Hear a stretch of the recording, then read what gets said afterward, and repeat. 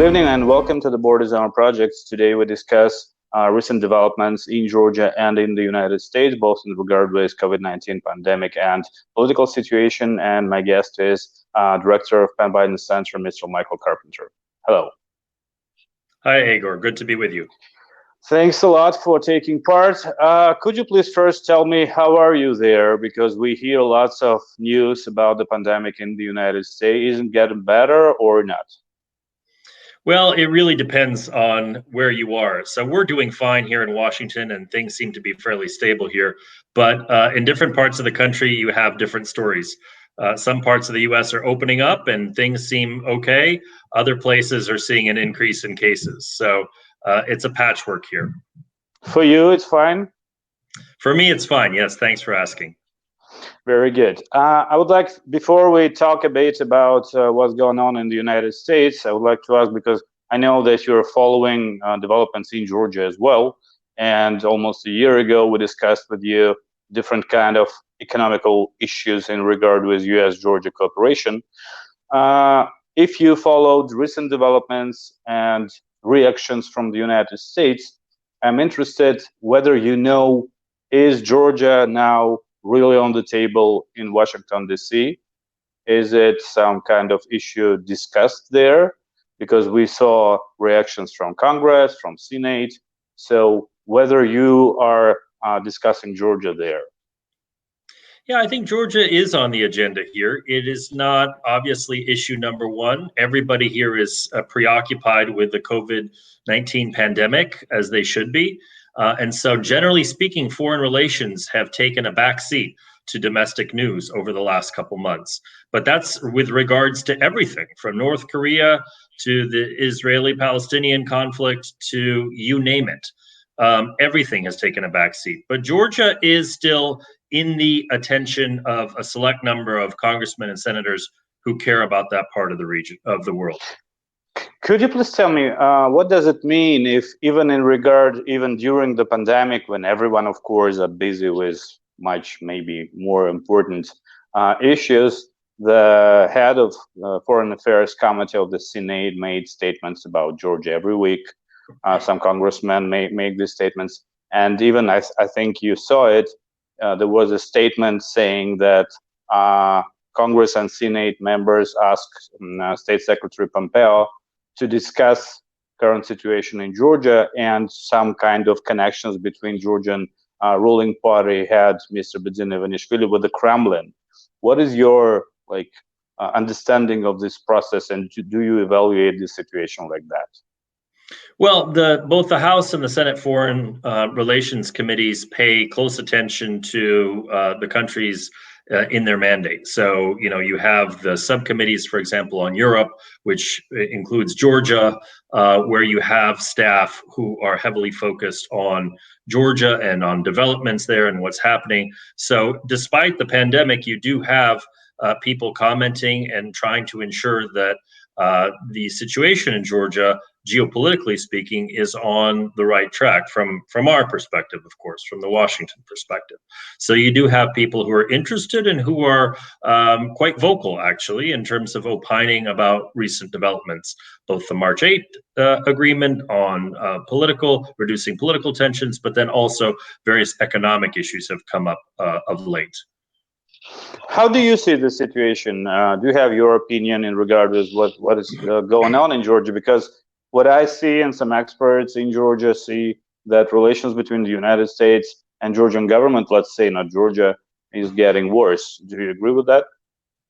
Well, so if you had asked me that question about 6 months ago, I would have said certainly yes. I would have said that generally speaking, the relationship was in a state of deterioration and things were getting worse. Right now, I think there's actually some light at the end of the tunnel. It still remains to be seen how everything plays out. But the sheer fact that we got an agreement on March the 8th that will bring Georgia's polarized political spectrum together, rallied around this notion of having changes to the Constitution, to the administration of elections, that will give the opposition a fair shot in the October elections is a huge positive breakthrough. And, you know, there have been other steps taken, like, for example, the pardoning of Mr. Uglava and Mr. Okrashvili. You know, I would personally like to see Georgi Rurua pardoned as well. But already we've seen positive steps trying to depoliticize, defuse the environment in Georgia, and that is a positive thing. So whereas 6 months ago things didn't look so good, I think right now things are looking much, much better, and they continue, I hope, to be on that path. And then last thing I'll say is that Georgia has really shown a lot of maturity and leadership in handling the COVID-19 pandemic. It's really one of the case studies of proper management. And that surely has gotten the attention of people here in Washington as well. That's very good. Yeah, I have to admit that in Georgia, we're very lucky to be here during this pandemic because the situation is quite fine. Let's move to United States. And could you please, because propaganda is attacking the West in general and United States particular in regard with COVID-19 pandemic. How would you evaluate how United States government deal with this pandemic, with economical situation? Because as I know, you have a huge problem now with jobs and some economical crisis in general. So according to your understanding, is it like positive experience or negative experience? The United States has completely botched its response to the COVID-19 pandemic. And so what's played out here has been a real tragedy because this is one of the wealthiest countries on earth. Our medical system, although there are huge inequalities between the rich and poor in this country in terms of access to healthcare, the healthcare facilities themselves and the sophistication of the medical services that are provided in the US are second to none. And so it's been a real tragedy to watch as so much time was squandered in responding to this pandemic, and that the Trump administration has been so ham-fisted in terms of its refusal to this very day, until today, to take measures to actually halt the spread of the virus and to accelerate mitigation measures such as the stockpiling of personal protective equipment, ventilators, face masks, and so on and so forth. Had there been a strong concerted move by the federal government to respond as soon as we knew that the virus was inside this country, we would have been on a much different trajectory than we are. Right now, the United States has the #1 caseload in the world and the #1 fatality caseload in the world. And that is unfortunate. It did not have to be that way. And unfortunately, I think it will continue in this negative direction because the federal government here has refused to step in. It has refused to act. It has left all the decision-making to the states. And that has produced a rather chaotic situation because it actually sounds like in Russia, where it's very much like Putin... Putin's approach.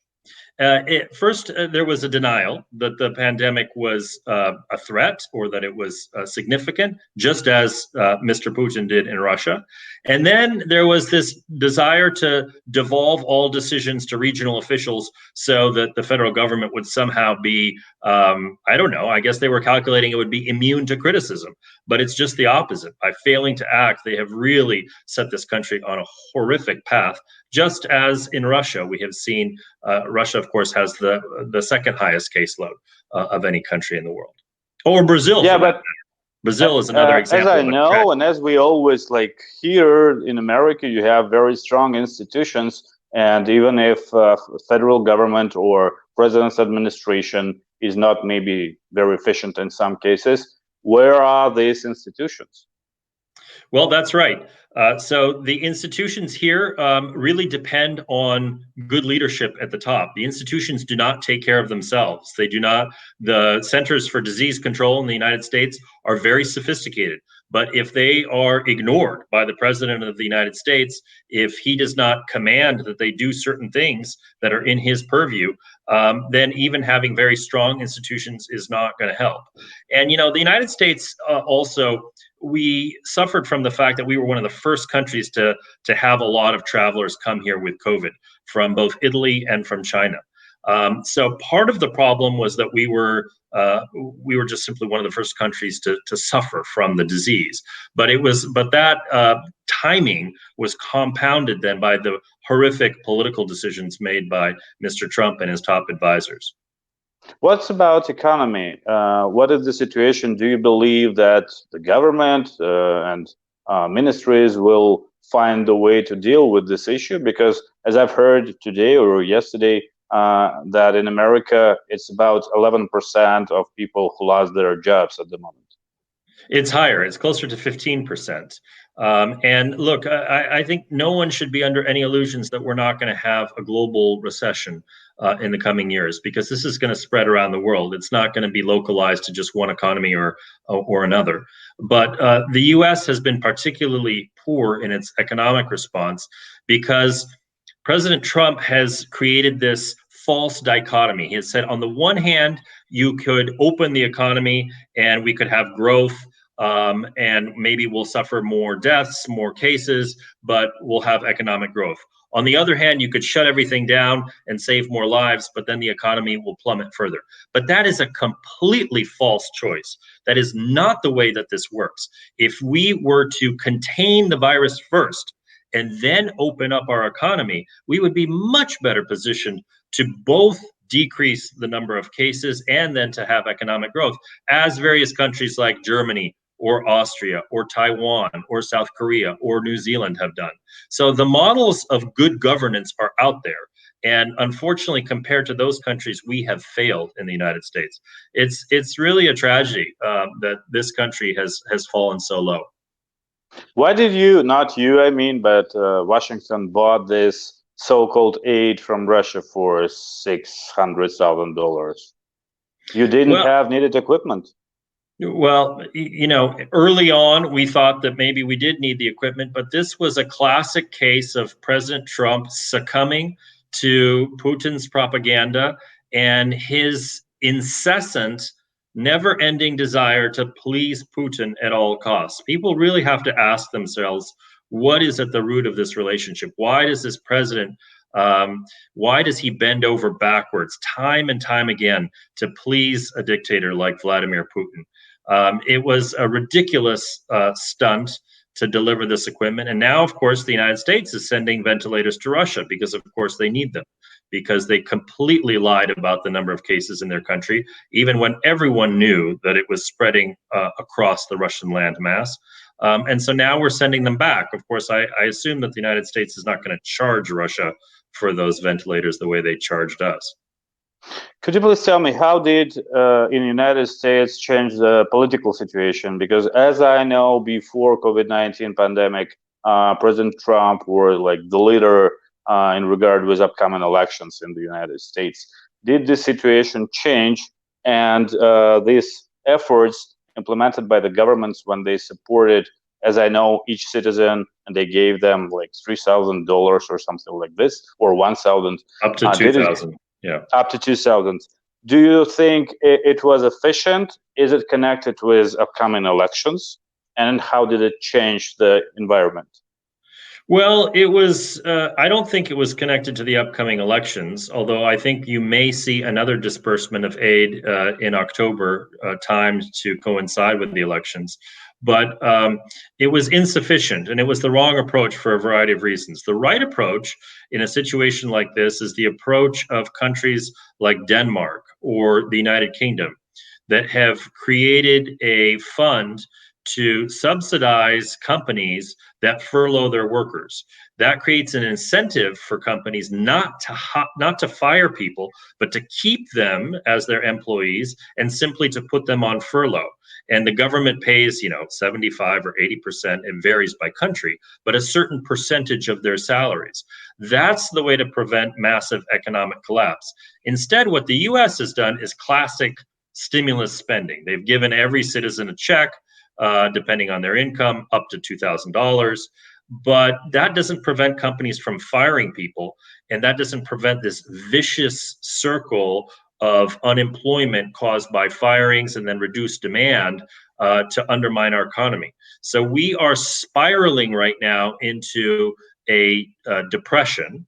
we're about to enter a recession, and then, in my view, it's going to get much worse, and it'll be a full-blown depression before long, because we've adopted this wrong, short-sighted approach. If you look at the United Kingdom, they have done very poorly responding to the disease, but their economic measures have been much more solid than ours.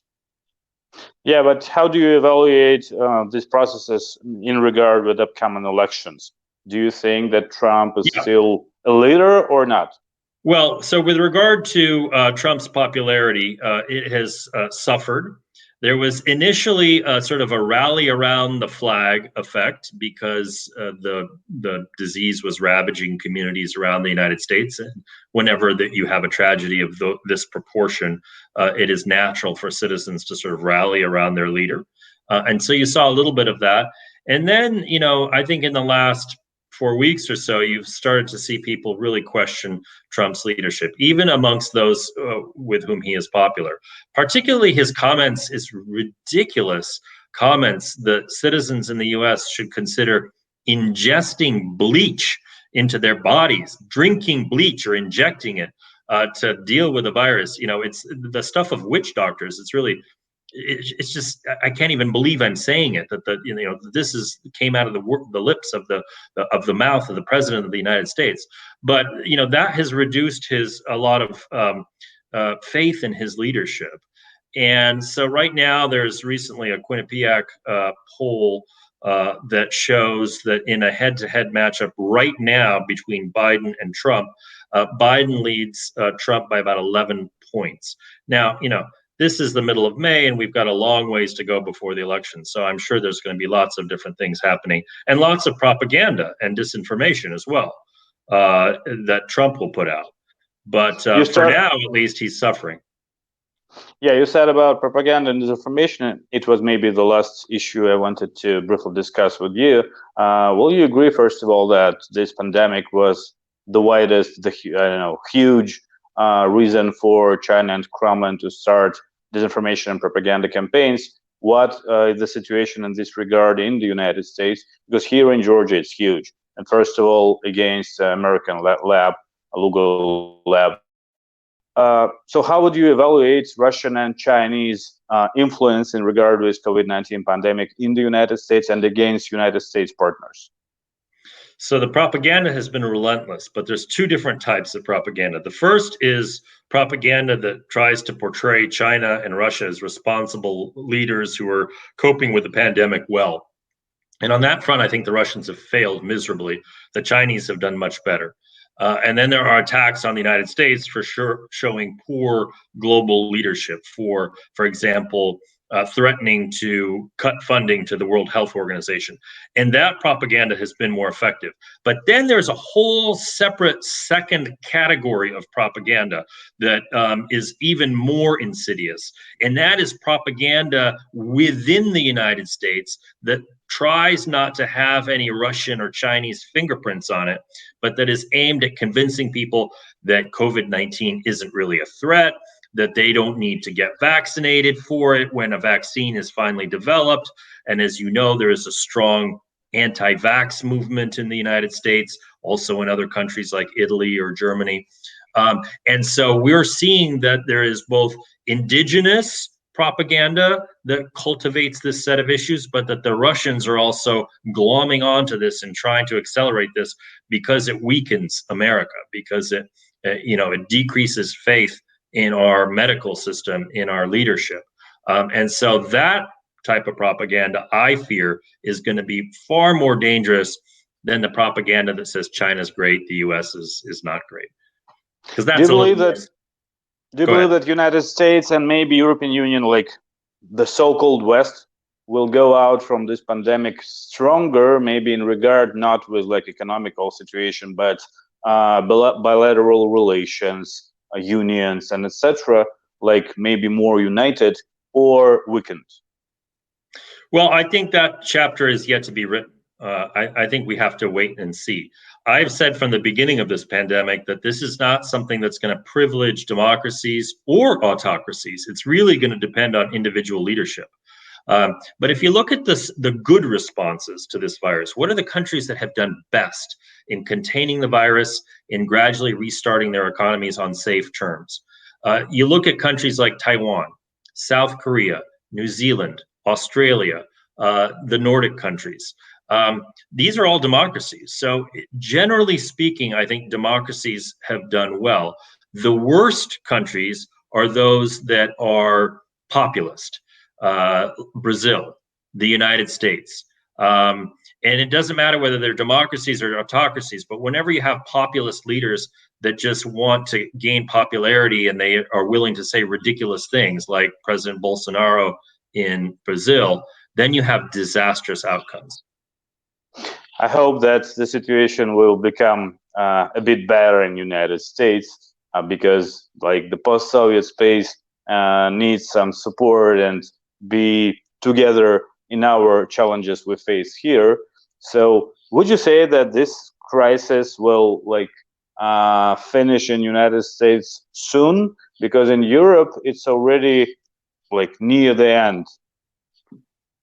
Well, I don't agree with you that it's near the end in Europe, because I think we're going to see a second wave of the disease in the fall that is going to be worse than the first wave. That was what happened in 1918 and 1919 with the Spanish flu pandemic. The second wave was much worse than the first wave. So I think everybody is fooling themselves if they think that the virus is going to go away this summer and then that's it. We're home free. We're not home free. In the US, I think things are going to get worse because this president has shown that he's completely incapable of providing steady leadership in response to this crisis. And so unless we see a change of leaders in the fall, I think things in the United States are only going to get worse from here on out. There will be a slight improvement over the summer months because the research has shown that the virus is less likely to spread in the summer than during the winter and the fall when it's colder. But come October, come November, I think we're in for a real wallop. And not just the US, but the whole world. Can we say, the last question, can we say that in regard with what you just said, yes, the world is now discussing the second wave of pandemic. Can we say that all conflicts that we had before, like 2 months ago, 3 months ago, I mean, Kremlins, China, Iran, and etc., are on the second or third level now, and the pandemic will just close all of these issues for some long period? Well, I don't think so. I think we have to pay attention to both at the same time because, frankly, the authoritarian powers, like the ones you mentioned, like especially China, because it is best positioned to attack Western democracies right now. Russia is suffering itself right now from a very mismanaged pandemic. But China will continue to attack us. And, you know, every authoritarian country that will try to seek an advantage out of this crisis. And so this is not a second order issue. It has to be addressed, and democracies have to stand together. What I find the number one issue that keeps me up at night, that just has me pounding my head against a wall, is the fact that Trump has so neglected and undercut America's traditional allies, especially in Europe. But also in East Asia. And so, you know, if we were united, if we adopted this common approach to fighting the pandemic and also to fighting authoritarian powers and countering their malign influence, we would be so much better positioned than we are today, where we're fractured and we're divided, and Trump can't even agree on a simple communique with his G7 partners because he antagonizes them at every single turn. It's just a tragedy. I wish you all the best during this very difficult period, and thanks a lot for this interview. Yeah, I wish my friends in Georgia well too. Thank you. Thank you.